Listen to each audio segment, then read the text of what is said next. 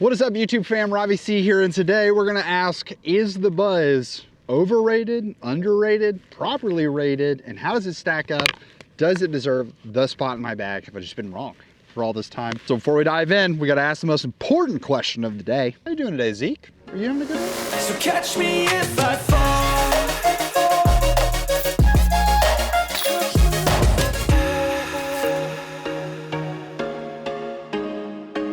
All right, let me just walk you through the last couple weeks and my thoughts as I've just been, chilling, not playing disc golf, but thinking a lot about disc golf, thinking a lot about the channel and what options we have and what we should be doing and what we could do to spice things up, make disc golf a little more exciting. Cue up internet, YouTube, the Buzzz. The real question is, have you made an overrated disc conversation without including the Buzzz? I feel like the Buzzz is beloved by a ton, hated by so many others, and I don't know if it's fair hate or not. It could get a lot of disgust because for some it's just not a very exciting disc. It just kind of does its thing. It could get a lot of hate because it was one of the OGs, and so many folks have tried to copy it or recreate what the Buzzz does. And then it also could get a lot of hate because, I don't know, it's just like, it's too popular. It's like the cool kid in school, and no one wants to be the cool kid. You want to be like the standout guy. But I think what really got the conversation going in my head is I've just consumed so much content over the last month, and in thinking about the content creators that we have here at Foundation, the faces of content, the people that I would say are the most prominent faces: Hunter, Trevor, Connor, myself, Brody. Obviously not in that order. And then hopefuls and people that are appearing more often and regularly in content. You got Sci Guy, you have Brad, you have Jason. And of these names, Brody might be the only person that bags a Buzzz. And Foundation, we move a lot of Discraft, like a lot of Discraft. But I know that the Bogey Bros and Connor are rock lovers through and through. I'm not necessarily a rock lover. I'm not really a Buzzz lover. My disc of choice in that slot has been the Reactor. And in fact, when Simon signed with MVP, I got excited because he in a video very early on was like, yeah, the Reactor is just not it for me. And I was like, whoo, thank goodness that I'm not gonna have a James Conrad envy effect to where I just can't get a hold of these discs anymore. And you have seen Treesus in my bag for a considerable amount of time. And then Pikachu have also been in my bag for a considerable amount of time. These two discs haven't really moved. I think you could go back 2 or 3 years. Really, ever since I left Innova, these two discs have been in my bag. Do I think that they are inherently bad? No. Do I think that they're inherently amazing? Honestly, no. I can't remember the last time that I threw a shot with either of them and I was like, whoa, that was insane. And maybe it's just because I'm super familiar with them. So when I look at that slot, I'm not entranced by it. I'm not really drawn to it. And I honestly, a lot of the times haven't been throwing them as much because I've just been leaning on other discs and trying to do cooler stuff with some other discs. And maybe I'm not throwing the shots that I'm supposed to because of that. So it brought this idea of, what if I spent a couple months, a little while longer, who knows, trying to try out the Buzzz in comparison to see, do I just need to stick with the Reactors? Am I missing out on other great options? And so I think what I'm gonna commit to is putting the Buzzz in my bag for a little bit, but then comparing the Buzzz over the next few months to other popular discs in that slot, so that when we come on the other side, I have two pieces of artillery. I have two statement. We'll figure it out. So what I've got are 3 Buzzes and 2 Reactors. The Reactors I know and I'm familiar with, and I know what slots they cover, I know what they do. Very, very familiar with these 2 discs. Like I said, 2 of the longest standing discs in my bag. Whoop! Now, as for the Buzzz alternatives, we have a ESP Buzzz, just a stock ESP Buzzz. Nothing special about it, just an ESP Buzzz. We have the CT Photon, I think it's CT Photon Buzzz from Foundation, a baseline Buzzz, because there's a world that the Buzzz, if it sticks and I find an overstable one, it could fill 3 spots, which could really help in the mold minimalization factor that I love. But I'm not really gonna force the issue there. And I think there's even a world that the Glow Reactor has to stay in my bag, or finding another mold for that slot. But yeah, so we have the base plastic, and then we have a buzzsaw, which is, from what I've heard, a more overstable version of the Buzzz. So we have a nice cool looking buzzsaw that we're gonna throw in comparison. So I'm gonna kind of alternate the buzzsaw whenever I throw the glow reactor. It's probably gonna be thrown alongside it every single time. And then the other two, I'm just gonna kind of alternate based on what the shot is asking for. But it's hole one, it's 276 feet. Hands are cold, and unlike the guy who is on my hat, that's right, completely Corey, who's a pretty cool guy. I love that guy. And he honestly, this hat is sick. Hand sewed this patch on, by the way. You guys gotta go show Corey some more love so that we're not putting him through the ringer, having him like hand make his own hats so that he can like get hats made. Completely Corey. Comment down below, please, so that people can find you. We're gonna go reactors here first, hang them wide, and yeah. I mean, that's real wide. It's real wide and it's real parked. So tough. Here we go. That's the more overstable one. And we started it at the basket. Buzz time. Let's see. ESP coming first.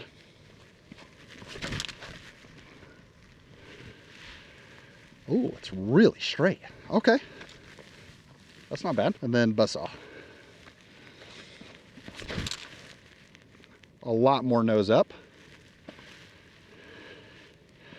A lot more nose up. It's gonna be tough. We're gonna try to go up and over this, see what we can do. I don't know how close that was. Do I gotta go shorter than that? Yeah. Just taking the best shot from both of them, or like both sets. So that's gonna give a -1 to Team Reactor. That's gonna give a par, an even par to Team Buzz. Straight ahead through the woods, over the river. We are going, Team Reactor still has the box. We're gonna try to basically put these like a little flat because we don't want a ton of hyzer out of it, but like maybe a baby hyzer, and then yeah, just pump it down. Yeah, that was not a baby hyzer. And that was a really good tree. That's gonna give us a look a little more flat, Mr. Crawford. Oh yeah, that's an ace.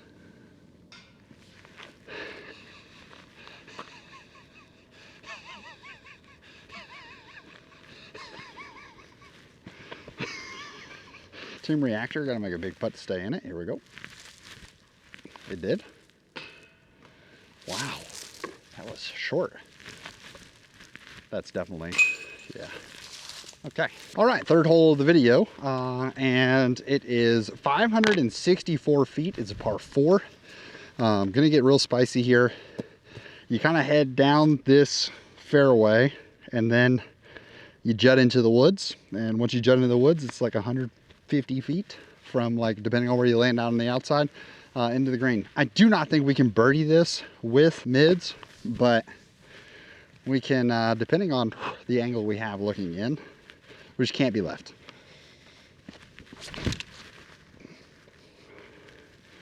Actually, like, cannot try to put that any wider, and like I said, that wind is just crushing them left. So here we go. I stand corrected. I can indeed put it wider. Those are mushes though. Those are like really good. I mean, we're not trying to get on the DGPT for the content's sake. We're gonna pull this out a little bit. Still a tough shot, I think, from the Reactor being out there. We're gonna have a more clear line in, but we're going buzzsaw up high, hoping to get lucky and crash through.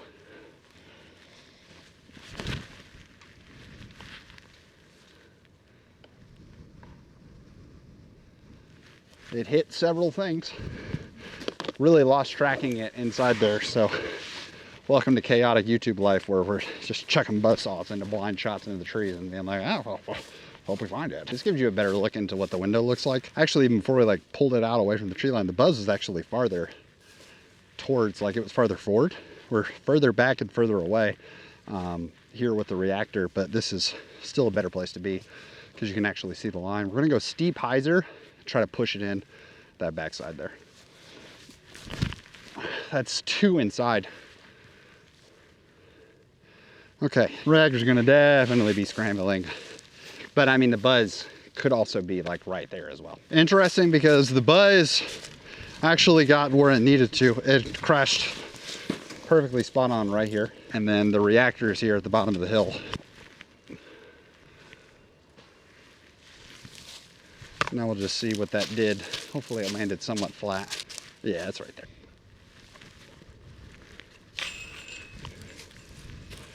Birdie range for the Buzzz. Was that a really good putt from there? Yes. Great drives from both, honestly. Two mediocre approaches. One like had the better look, and I just botched the shot. My friend Garrett describes this as the best tee shot on the course. And I tend to think he's pretty right. It's one of those where you're kind of tempted to do the flex shot, but it is more of a straight shot. I think you could hide your flip pretty easily. The flex shot is definitely there. If you have the flex shot, it's not a shot that I'm like super great at, but it's really great for testing these and seeing their overstability, especially because we're trying to see if the buzzsaw actually has like overstability, or if the Buzzz is going to be in the bag long term. Do I need to jump to like a Wasp or something as the overstable alternative? Would love to know for the Discraft fans out there, what's the difference between the Buzzz and the Wasp? So we're going to go a little bit of Anheuser. Clint, which are going to try to correct posture, extend the ribs. Here we go. Okay, we definitely threw on Anheuser. It didn't fight out at all. That was a lot of Anheuser, so I don't even know if the reactor would fight out that much Anheuser. Statement, it won't. I guess it did fight out at the end. It fought out more than the Buzzz, but too much Anheuser for both of them. I'm actually gonna go with the baseline Buzzz here. Little chip. Yeah, I don't think I can get much more without being needlessly aggressive, but I think the reactor is gonna have a better shot. Now, unlike my friend Ryan, who's actually really good at forehanding glow reactors, that is not me. I am not very good at forehand glow reactors. I'm trying to go wide because I'm gonna be pulling from right to left as I swing this. And obviously there's a tree right in my way. So I could go through the skinny gap right here and just try to punch it. I think I've got a lower chance of the shot going great there. I think it either goes amazing or it goes terribly. I think that if I go the wider route, obviously this tree somewhat comes into play, but not really. And I think if I go the wider route, I've got a better chance of an okay shot to a good shot, even a great shot. So that's what we're gonna try to do. Oh, I mean, that was kind of clean. that was kind of clean. I think the only answer here is let's just see what the Buzzz would have done on that same shot.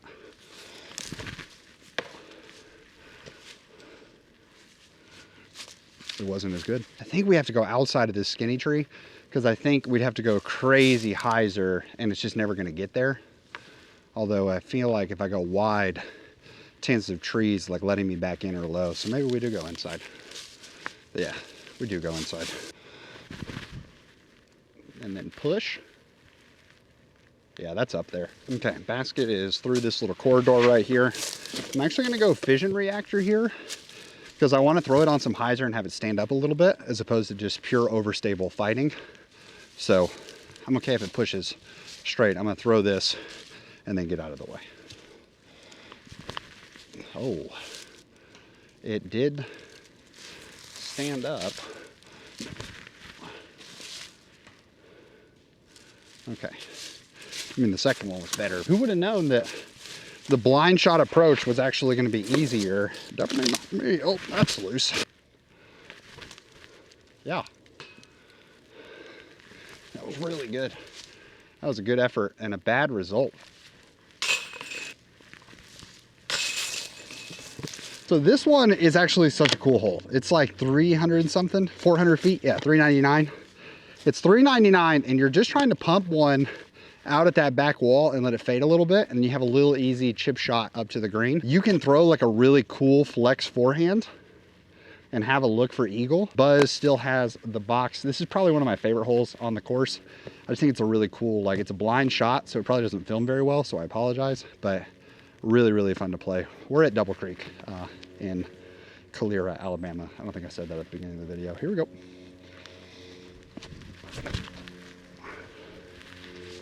That just needs to fade. That should be really good. It pushed the back line a little bit, so I may be a little pinched, but I'm enjoying that even there in a moment like that, the wind's pushing left to right out there and it's still faded. And this thing's zooming out of my hand, which feels really good. That one I did not get a hold of as well. It's gonna be pretty far left, but I think this is a hole that, like, being super left, not the end of the world. As for the Buzzz series, what are molds that you want to see it compared to? I'll go ahead and tell you that I have probably 4 or 5 options on the list already. So definitely have the Hex on there, the Rock for sure, because I mean, tale as old as time. It's Beauty and the Beast. I'll let you guys decide which one's the beauty, which one's the beast. Is the Rock versus the Buzzz. And then I know that we have the Element by Gateway on there. Really looking forward to that one because I've thrown the Element a lot lately. Y'all let me know what's going in the Buzzz battles. I'm left, but not like silly far left, because we have a little like soft, gentle flex forehand. And then if that fights out, yeah, it's a little short, but couldn't really jam on it too much because wasn't trying to overturn it, but it's pretty nice. We take that. This is what I'm talking about. I'm being too par pinched on the right.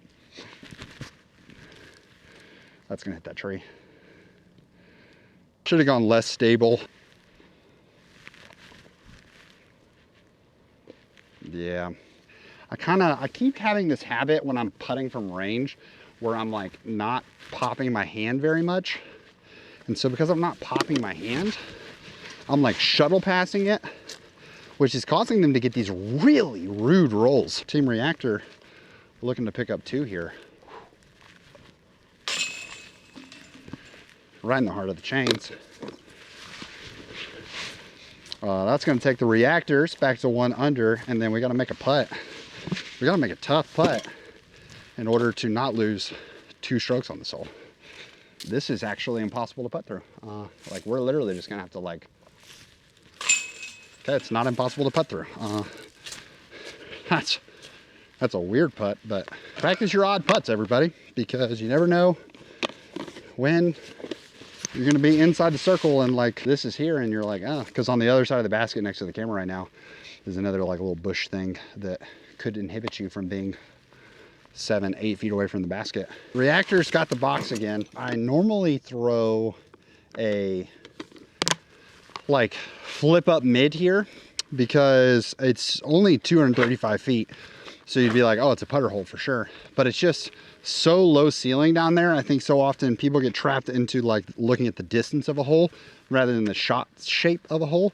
And so at 235, yeah, totally, it's putter all day. But like, it's just so low, you got to throw it so hard that I think the putter gets a little more difficult, whereas the mid's going to give me some extra free distance. So I've been going flip up mid here, not like neutral to stable mid. We're going to try to rip this basically flat and just send it down there.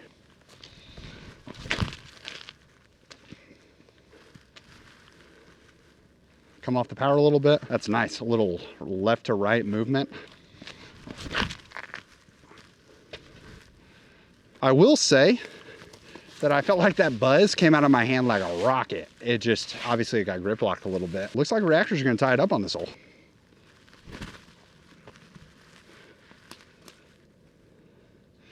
I mean, these things are beautiful. A birdie for the Reactor, the par for the Buzzz. It's all tied up. 3 to play. 3 to play. Another 230-foot shot, but it's 230 foot as straight as the crow flies. You've got to hang wide for the hyzer because there's a giant set of bushes in the way. Hyzer being key here. We're all square. We're all square. So for those of you who are watching the video early on and you were all, well, he's just clearly biased against his Reactors and he wants to try something new, so he's just making them look bad. Maybe not wrong, but in the bias, but I definitely, these discs have served me so well. I mean, that's far. Is that in the back line? It's a little straight. I probably started it on more hyzer and then just kind of pulled it to the right. It probably wasn't actual hyzer the whole time. Now that's hyzer, and that's deep. That's real deep. This was not how I saw this going from the other side. So let's see, 1, 2, 3, 4, 5, 5 and some change. So that's 15, 17 feet. 4, 5, 6, almost 7. So this one's like 20 feet. And I can see you in the comments. I can see it. Oh, he said this is only 230 feet. And he said it just sailed. I don't like, guys, distance is not necessarily just about like, oh, I threw it 500 feet. It's how easy are you getting certain distance thresholds. I think that's something people don't talk about very often. They just talk about the raw number. I want the road to 450, not because I look forward to throwing 450 foot shots all the time, but because when I step up to a 320 foot shot, if I can throw 450 with my drivers, 320 feels like a putter shot slash an easy mid. That sounds great. 500 feet of glory. You got to have a hole like this when trying out these discs, because you got to be able to just bomb one. I don't think this is a major scoring separator hole. It'd have to be a shankaroni and a half off the drive, or just completely fumble the upshot. However, it is a left to right headwind, so these discs should stand up and flip pretty dramatically. Drop the elbow. That's my bad, Clint. I mean, it still went super far, but just drop the elbow. Okay. I mean, it went far, but that was, I think that was every bit of the fear that we talked about, Clint, of locking that elbow, doing that. This reminds me of like when you're playing like a golf game and you're in the rough and it's like, it doesn't look that rough, but then it's like, it takes like 40% power off. That's what I think that this tall grass is gonna do. Nope. We're afraid now. We're afraid because we've locked the elbow out. Whew. Welcome to the struggles of trying to get distance. Like, you try stuff and you got to try cues. And then this is why I'm like, this is, man, it's just really tough for me to like dive into things, because I've just thrown 2 in a row and now I'm like, my elbow feels super weak. So I may just be calling it right there, to not injure myself further. Nope, yeah. I could feel that. That was so closed and protected. For some reason, on this upshot, I just cannot commit to getting it past the entrance to this circle. It's tough, dude. Buzz takes the box, but we gotta go easy. Gotta go easy, Dennis. Finishing how we started. We're gonna throw all 4 and you get to pick the best for each team. Buzz are down 1. We're gonna go Buzz, Reactor, Buzz, Reactor. Okay. It's down there, it's got a look. That's better, that's overturned. Hopefully it stayed off the sidewalk, because the sidewalk is OB. Okay, a little bit of ante on the Buzz. Saw. No! The wind is, I'm so bad. I don't know about you guys, but I'm so bad. If I'm mid-throw and I hear or feel wind rushing at me, I need to just balk. Like, I need to just trip and fall dead right there. Because the odds of me throwing a good shot when I can hear it coming, I second guess everything about my life. I'm excited for the year, or for the time of the Buzz. I'm not gonna commit to the full year. I learned with my Lunas, I don't really commit to anything in disc golf super long term. But yeah, no, I'm excited for it. I think one of the biggest things that was shocking to me about today was the Reactor. I'll never forget, Mike gave me a Reactor and asked me to try it, and I was blown away about how easy the distance was out of it. And I've just kind of leaned into that ever since. And I really expected the Reactor to just always outshine because of the gyro push. And I didn't get that today. I didn't get the like, oh, it's just like significantly farther than everything else. I really felt like it was manageable. I am excited to see in comparison how they go. Excited to try against the Hex again. I'm not really throwing the Hex consistently since Creators Cup way back when. So yeah, we'll see how comfortable we get the buzzes over time. Okay, that was good. I liked that. Yeah. Okay, Buzz has made it back up. Let's go see. Reactor's right there. Reactor's got a closer look. It's wide open.